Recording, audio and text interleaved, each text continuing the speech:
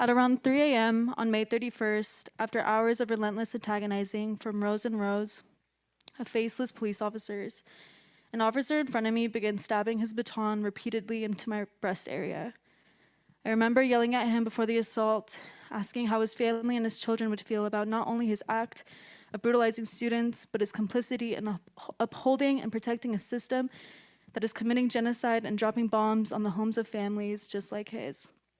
Despite my cries of pain and inability to move, he shifted his aim from my chest to my ribs. Officers to my left began attacking my comrades, attempting to pull people out of the line to arrest them.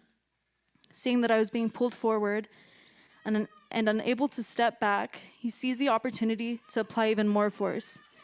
He began stabbing my ribs with full force, lifting me to my toes with each blow.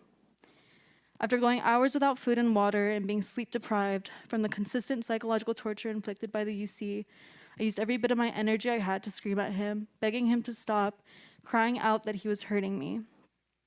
He didn't stop, but instead he moved his baton to under my rib cage. I remember feeling a sensation of my rib cage lifting, putting unbearable pressure on my chest. As if the jabs weren't enough, he began twisting the baton left and right, and even through thick layers of clothing, he teared the surface of my skin on my lower abdomen. Eventually he stopped as the line of officers were cycling out. The only thing keeping me physically standing in that moment was the physical support of my comrades around me. I stood there for about 15 minutes, hoping that my inability to breathe would figure itself out. Getting worse by the minute, I left the line to offer support from the inner circle.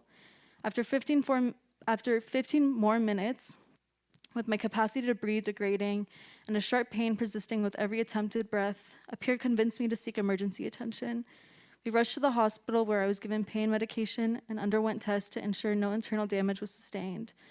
Weeks after the assault, I was still struggling to breathe properly with major bruising on my ribs and stomach.